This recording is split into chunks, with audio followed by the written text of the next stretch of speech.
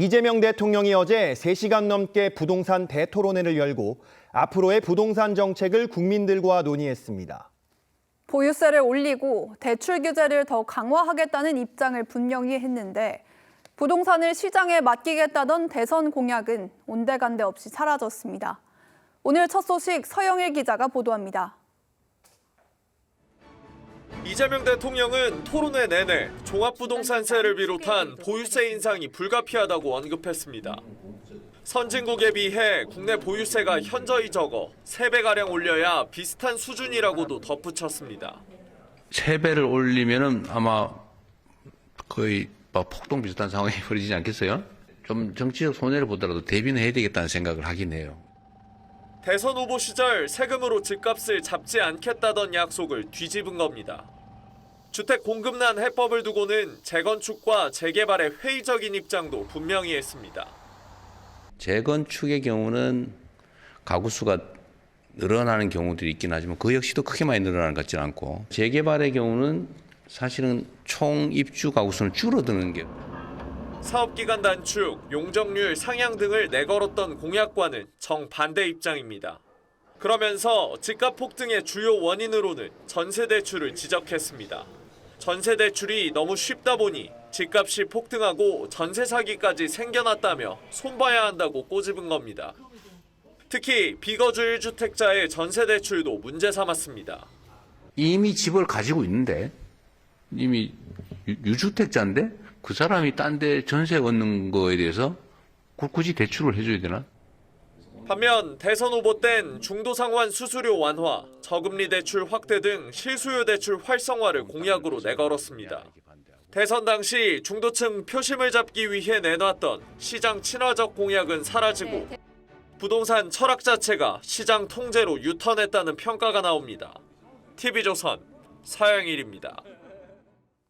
부동산 토론회를 앞두고 정부가 개설한 청원 게시판엔 대출 규제를 완화해달라는 요청이 압도적으로 많았습니다. 하지만 막상 토론회에서 마이크를 잡고 발언을 한 사람들은 대부분 부동산 규제를 강화해야 한다고 하는 등 이해하기 어려운 부분도 있었습니다. 특히 일부 발언들은 고개를 갸우뚱하게 만들기도 했는데 어떤 이야기들이었는지 이광희 기자가 보도합니다. 이재명 대통령이 주재한 부동산 토론회엔 임대인, 맘카페 대표, 유튜버 등 140여 명이 참석했습니다. 당초 정부가 토론회에 앞서 받은 국민청원에선 대출 규제를 완화해달라는 내용이 많았지만 정작 대부분 발언 기회는 규제 강화를 주장하는 사람들에게 돌아갔습니다. 보유세 강화가 필요하다고 하지만 이제 인기가 없습니다. 사실 몸에 좋은 쓴약이다 이렇게 표현을 하는데요. 이 대통령은 정부의 부동산 정책을 옹호해왔던 유튜버를 직접 지목해 질문권을 주기도 했습니다. 지금 대출 규제가 이루어지면 전부 다 신규 대출자에 대해서만 규제하거든요. 기기 대출자에 대해서도 똑같이 적용돼야 됩니다. 부동산은 모두 투기라는 주장도 나왔고 저는 부동산을 모두 다 투기라고 생각하거든요. 100% 사실 실거주라고 하더라도 10억 원 이상은 초고가 주택으로 봐야 한다는 의견도 나왔습니다. 부동산 세제는 좀 강력하게 좀 나와줬으면 좋겠습니다. 10억 이상은 초고가로 보자. 예. 네. 토론회에 대한 반응은 엇갈렸습니다. 민주당은 최선의 정책을 찾겠다는 강력한 의지의 표현이라고 했지만 국민의힘은 답을 정해놓고 명분만 찾으려는 여론몰이 쇼라고 지적했습니다.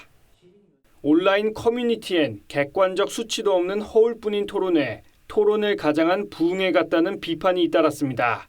TV조선 이광입니다. 오늘은 한 주 동안 민심의 흐름이 어땠는지 자세히 짚어보겠습니다. 배철호 폴리시스랩 소장 나오셨습니다. 안녕하십니까? 네, 안녕하십니까?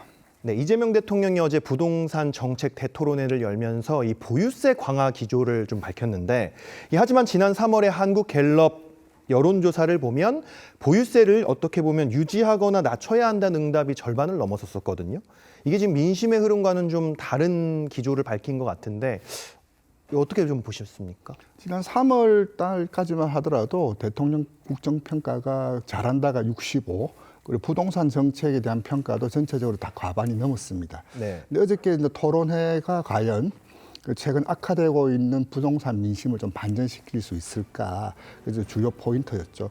특히 이제 보유세 관련해서 좀 논란이 많이 되고 있는데 이 보유세 관련해서는 좀 약간 복잡한 게 있습니다. 지금 뭐 전체적인 국민 여론이라든지 이제 부동산 전문가들 보면 보유세를 이제 강화하는 것이 과연 부동산 시장의 안정에 도움이 되느냐 이와 관련해서 반론이 있거든요. 실제적으로 미실현 이익에 대해서 과세를 하는 문제, 또 보유세 상승이 전월세로 증가되는 문제, 그리고 무엇보다도 이제 고연령층이 세금 지불할 수 있는 능력 이런 것들이 과연 부동산 정책을 안정화하는데 보유세 강화가 유효한 카드냐, 공급책이라든지 다른 카드까지 같이 좀 나왔으면 좋겠는데 어저께 이제 토론이 이제 좀 심혈을 기울여서 준비를 하셨는데 이제 보유세라든지 아까 뉴스 리포트에도 나왔지만은 좀 규제에 좀 초점이 맞추어져서 과연 어제의 그 토론회가 좀 최근 좀 악화되고 있는 부동산 관련 민심 여론을 좀 돌릴 수 있는 모멘텀이 될지는 좀 평가라든지 좀 후속 과정을 좀 봐야지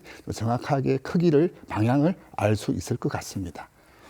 네, 이 악화된 부동산 민심 같은 경우는 이 여론조사에서도 좀 볼 수가 있거든요. 이 한국갤럽 조사에 따르면 부동산 정책에 대한 긍정평가가 이 4개월 만에 좀 반토막이 났거든요. 부정평가가 46%로 한 19%포인트가 급등을 한 셈이거든요. 부동산 인심이 이렇게 악화된 계기는 뭐라고 좀 보십니까? 3월 달까지만 하더라도 가장 큰 이슈는 다주택자 규제였습니다. 네. 다주택 처분해라. 다주택 처분에 대한 강력한 시그널을 줬었고 실제로 시장에서도 그 다주택 처분이 많이 일어났었거든요.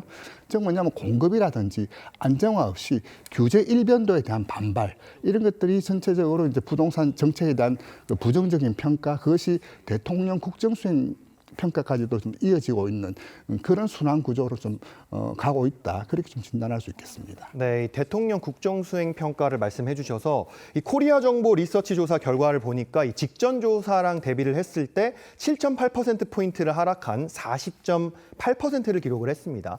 하락의 원인, 뭐 부동산 민심도 있겠지만 또 다른 원인이 있다면 어떤 걸로 좀 꼽으시겠습니까? 지금 벌써부터 저는 이번 주 결과보다 다음 주 결과가 어떻게 나올 것인가 벌써 관심이 다음 주로 이어지고 있는데 네. 이번 주에는 대통령께서 큰 두 가지 좀 메시지를 냈습니다. 하나는 레버리지 ETF, 그 관련된 정시 안정책을 좀 강력하게 좀 주문을 하셨고 아까는 말씀하셨던 부동산 이슈 그렇게 말씀하셨는데 지금은 이제 40% 선까지 이제 위협을 받고 있다. 이것은 급락이라고 진단을 해도 결코 과한 표현은 아니고 이 수치는 사실 대통령 정부 출범하고 1년 후에 나올 수치가 아니라 1년을 남겨둔 시점에서 나올 수치가 나왔다. 급락의 양상도 질도 매우 안 좋은 빨간불이 켜졌다. 그렇게 좀 진단할 수 있겠습니다. 네. 이재명 대통령이 부동산 정책에 국민 의견을 반영하겠다며 대토론회를 주재했습니다. 당초 100분 예정이었는데 3시간 넘게 이어졌습니다. 이런저런 의견들이 나왔습니다. 하지만 기존 정책 기조를 바꿀 생각은 없어 보였습니다. 답을 정해놓고 이야기를 듣는 형식만 취했다. 이런 비판도 있는데 보유세 강화가 곧 현실화할 걸로 보입니다. 최민식 기자입니다. 부동산 대토론회를 주재한 이재명 대통령은 종합부동산세를 비롯한 주택 보유세 인상이 불가피하다고 했습니다. 지난 정권이 보유세를 올렸다면 부동산 문제가 지금처럼 심각하진 않았을 것이라며 자신만큼은 정치적 부담을 각오하겠다고 했습니다. 현실적으로는 어려울 것이라면서도 보유세 수준을 선진국에 맞추기 위해선 3배가량 올려야 한다고도 했습니다. 3배를 올리면은 아마 거의 폭동 비슷한 상황이 벌어지지 않겠어요? 좀 정치적 손해를 보더라도 대비는 해야 되겠다는 생각을 하긴 해요. 하지만 나라마다 시세 산정 방식이 달라 실효세율을 단순 비교해서는 안 된다는 반론도 있습니다. 이 대통령은 또 다주택 여부와 소득 수준에 따라 보유세를 차등적으로 부담할 필요가 있다며 고가 주택에 대한 세금 인상을 시사하기도 했습니다. 초고가 주택을 누르자. 쭉 단지도 있으면 여기를 누르면 단계적으로 더 압력이 줄어들지 않겠나 이 생각이잖아요. 양도세의 경우 낮춰야 매물이 나온다는 의견과 불로소득이기 때문에 높여야 한다는 의견이 엇갈렸는데 감면 혜택을 생애 1회로 제한해야 한다는 주장에 관심을 표하기도 했습니다. 양도세나 이거를 생애 1회로 할지는 모르겠는데 기회를 무한대로 하게 하는 것은 사실 좀 문제가 있어 보이긴 하네요. 이 대통령은 정권에 따라 변하는 걸 막기 위해 이번 세제 개편은 가급적 시행령이 아닌 국회 입법으로 못 받겠다는 뜻도 밝혔습니다. TV조선 최민식입니다. 정부가 닥치고 공급을 강조하고 있지만 이재명 대통령은 재개발과 재건축에 대해 부정적인 인식을 드러냈습니다. 지금도 각종 대출을 조이고 있는데요. 집값 폭등의 주범으로 전세 대출을 언급하면서 규제를 더 강하게 할 가능성이 커 보입니다. 계속해서 이유경 기자입니다. 인식이 생겼습니다. 최악의 주택 공급난에도 이재명 대통령은 도심 공급의 핵심으로 거론되는 재건축, 재개발에 대해서 이렇게 말했습니다. 재건축의 경우는 가구 수가 늘어나는 경우들이 있긴 하지만 그 역시도 크게 많이 늘어나는 것 같지는 않고 재개발의 경우는 사실은 총 입주 가구 수는 줄어드는 게 이 대통령이 이런 생각을 드러내자 국민들이 원하는 건 살만한 집이라는 반론도 나왔습니다. 중요한 거는 어떤 주택을 공급하느냐가 핵심이라고 볼 수 있는데요. 신축 아파트가 비싼데 그러면 사람들이 원하는 유효 공급을 늘려줘야 됩니다. 재개발, 재건축을 지연시키는 이주비 대출 등을 풀어줘야 한다는 요구도 이어졌습니다. 서울에서 3인 이상이 살 수 있는 곳을 구할 때 1, 2억 가지고는 전셋집을 구하기가 하늘의 별 따기인 거 다 아실 겁니다. 전세 대출도 도마 위에 올랐습니다. 이 대통령은 집값 폭등의 주요 원인으로 전세 대출을 지적하며 비거주 1주택자의 전세 대출을 더 조일 수 있다는 점을 내비쳤습니다. 이미 집을 가지고 있는데 이미 유주택자인데 그 사람이 딴 데 전세 얻는 거에 대해서 굳이 대출을 해줘야 되나? 정부가 지난 9.7 대책 때 이미 1주택자의 전세 대출 한도를 2억 원으로 줄였는데 아예 대출이 막힐 가능성도 있어 보입니다. 하지만 이 대통령 스스로 사정상 비거주 1주택자가 되는 경우도 있다고 밝힌 만큼 규제가 강화될 경우 반발도 예상됩니다. TV조선 이유경입니다. 이재명 대통령이 분당 아파트를 팔면서 사실상 무이자로 잔금 일부를 빌려주는 매도인 사금융을 활용했었죠. 그런데 해당 단지 최근 거래 대부분이 이런 식이었다고 합니다. 왜 이러는 건지, 문제는 없는지 송병철 기자가 취재했습니다. 이재명 대통령이 최근 29억 원에 판 분당의 재건축 추진 아파트입니다. 매수자에게 소유권을 미리 넘겨주는 대신 17억 원대의 근저당을 잡는 방식으로 돈을 융통해줬습니다. 10월까지 석 달 동안 받아야 할 이자도 받지 않기로 했습니다. 이 대통령뿐 아니라 최근 거래되는 매물은 대부분 이런 식이라는 게 현지 공인중개사들의 말입니다. 잔금 금액만큼 근저당 해놓고 소유권 먼저 해줘요. 이번 주에 다 그러고 있어요. 이자를 받을 수가 없잖아요. 잔금 금액만큼인데 거기서 어느 분은 그거를 해요. 120%, 110%. 해당 아파트는 빠르면 이번 주 중에 재건축 사업자 지정이 이루어질 예정인데 이렇게 되면 조합원 지위 승계가 사실상 막힙니다. 재건축 이후 입주 전까지는 집을 팔 수 있는 마지막 기회이다 보니 이런 사금융이 성행하는 겁니다. 문제는 무이자로 빌려주면 증여로 간주돼 매수자는 증여세를 내야 하고 자금 출처 등을 겨냥한 세무조사 대상에 오를 수도 있습니다. 근저당권이 세입자 그거를 넣는지 안 넣는지에 따라서 틀릴 것 같아서 저도 그건 말을 못 드려요. 국세청은 편법 증여로 의심될 경우 세무조사 대상이 될 수 있다고 밝혔습니다. TV조선 송병철입니다.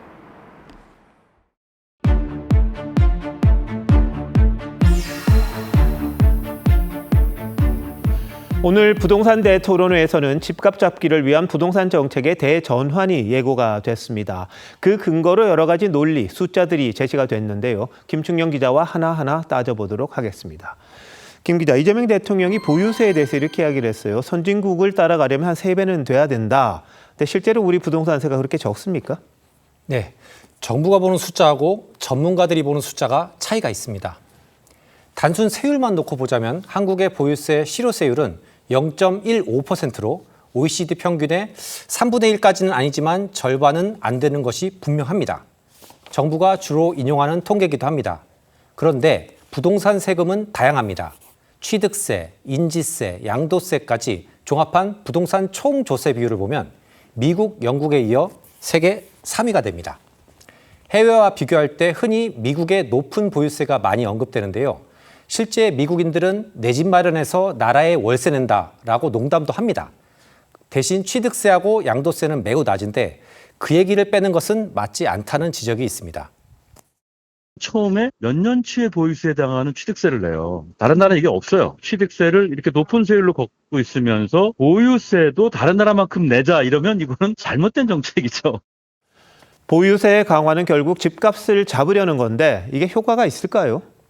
예, 사실 보유세를 크게 올렸던 노무현 문재인 정부 때 집값이 크게 폭등했습니다. 눈여겨볼 만한 통계가 있습니다. 근래 4년 동안 강남 3구의 종부세 체납액은 4.3% 줄었지만 서울의 나머지 자치구 체납액은 4배 넘게 늘었습니다. 종부세가 버거워서 집을 판다 식의 접근은 맞지 않다는 얘기입니다. 대신 세입자에게 부담을 전가시키는 문제가 발생할 수 있습니다. 자, 이번엔 고가의 1주택 소유자에 대해서도 언급을 했습니다. 똘똘한 한 채가 심각한 문제를 야기한다 이런 말을 했어요. 그런데 똘똘한 한 채는 문재인 정부 때 나왔던 것 아닙니까? 예, 똘똘한 한 채는 집값 상승의 원인이 아닌 규제의 결과로 보는 게 맞겠습니다. 이 대통령은 거주용이냐 투기용이냐를 구분하지 않아서 이런 현상이 벌어졌다고 했는데 사실 대부분의 고가 1주택자는 살려고 집을 샀지만 동시에 집값도 올랐으면 하는 분들이겠습니다. 어디까지가 거주용이고 어디부터가 투기용이다 나누기는 현실적으로 쉽지 않습니다. 과거 보유세를 정상화했더라면 지금처럼 이렇게 오르진 않았을 거다 이런 말을 하긴 했습니다. 그런데 각종 논란 속에 도입됐던 게 종합부동산세고 이게 바로 고가주택을 겨냥했던 것 아닙니까? 예, 사실 종부세 대상이 고가주택입니다. 그런데 서울의 어지간한 집들이 종부세 대상이 되니까 초고가 주택이라고 하는 새로운 개념을 만들어낸 셈이 됐습니다. 세율 체계가 재산세, 종부세, 국가주택에 또 초고가주택이 되니까 과세 체계가 너무 복잡해지는 문제점은 안고 간다라는 거죠. 이 대통령은 재건축, 재개발을 두고는 주택 공급 효과가 그렇게 크지 않다 이런 말을 했습니다. 예, 세대수 증가로 이어질 수도 있지만 대통령 말대로 감소할 수도 있습니다. 그런데 핵심은 다른 곳에 있습니다. 대한민국의 주택보급률은 100%를 넘어선 지 오래입니다. 그런데 이건 쪽방까지 다 포함한 수치고 사람들이 살고 싶어하는 집은 여전히 그리고 늘 부족하다는 게 문제의 핵심입니다. 박원순 시장 때가 좀 생각이 나는데요. 이 재건축을 규제하다 보니까 강북의 신축 아파트가 상당히 값이 올랐던 기억이 나거든요. 한번 참고해 볼 필요가 있지 않나 싶기도 하네요. 김 기자 잘 들었습니다.